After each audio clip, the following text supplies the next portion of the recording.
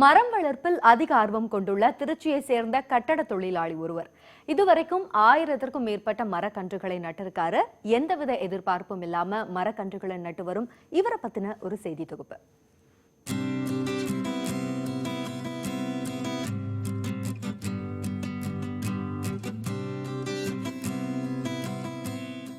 மரம் வளர்ப்பில் ஒற்றை மனிதனாய் தன்னை ஈடுபடுத்தி வருகிறார் திருச்சியை சேர்ந்த கட்டட தொழிலாளி கேசவன்.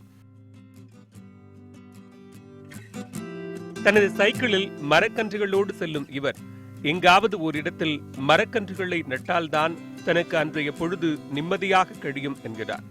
அந்த அளவிற்கு மரங்கள் மீது தீராத காதல் கொண்டவர் கேசவன். கட்டட வேலை செய்து குடும்பத்தை நடத்தி வந்தாலும் மரம் வளர்ப்பதற்காக கடந்த 10 ஆண்டுகளாக நாள்தோறும் குறிப்பிட்ட நேரத்தை ஒதுக்கி வரும் கேசவன் தான் வசிக்கும் பகுதியில் உள்ளவர்களுக்கு மட்டுமின்றி தன்னை நாடி வரும் அனைவருக்கும் மரக்கன்றுகளை இலவசமாக வழங்கி மரம் வளர்ப்பதை ஊக்குவித்து வருகிறார். இவரா போய் அங்கங்க சமயபுரம் இந்த மாதிரி ஊருங்களில் போய் வச்சு தண்ணி வாரானா ஊற்றிட்டு வருவார். லீவு நேரில் எல்லாம் போய் அதை பாதுகாப்புவார்.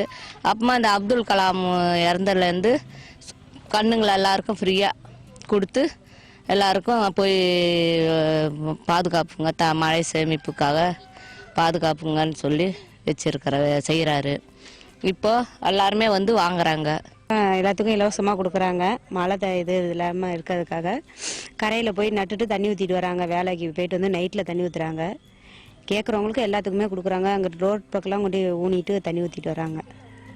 10 வயது முதலே மரம் வளர்க்க வேண்டும் என்ற ஆர்வம் தனக்கு ஏற்பட்டதாகவும் வேலை முடிந்த பிறகு மரக்கன்றுகளோடு சென்று எங்காவது மரக்கன்றுகள் நடுவதை வாடிக்கையாக கொண்டிருப்பதாகவும் கூறுகிறார்.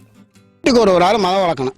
மரம் எப்படி வளர்க்குறதுன்னு கேட்டிங்கன்னா என்கிட்ட இப்போ எனக்கே தெரியாமல் இருந்துச்சு. ஆனால் இப்போ இதுக்கிட்ட தான் நான் பாடம் கற்றுக்கிட்டேன். அதனால் அந்த சந்தேகமும் நான் தீர்த்து வச்சு யார் மரம் கேட்டாலும் எல்லாத்துக்கும் இலவசமாக தான் சொல்லி கொடுத்துருக்கோம். இன்னும் முடிஞ்சுன்னா அவங்க என்னால் வலை வாங்கி வச்சு நிச்சயமாக செய்ய முடியாது. வலை வாங்கி கொடுத்தா நானே வந்து ஊனித்தரேன்.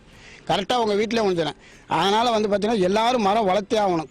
எவ்வித எதிர்பார்ப்புமின்றி முழுக்க முழுக்க சேவை நோக்கோடு செயல்பட்டு வரும் கேசவன் மரம் வளர்ப்பில் மற்றவர்களுக்கு ஒரு முன்னுதாரணமாக செயல்படுகிறார். மரம் வளர்ப்பை இளைஞர்கள் ஓர் இயக்கமாக முன்னெடுக்க வேண்டும் என்றும் வலியுறுத்துகிறார்.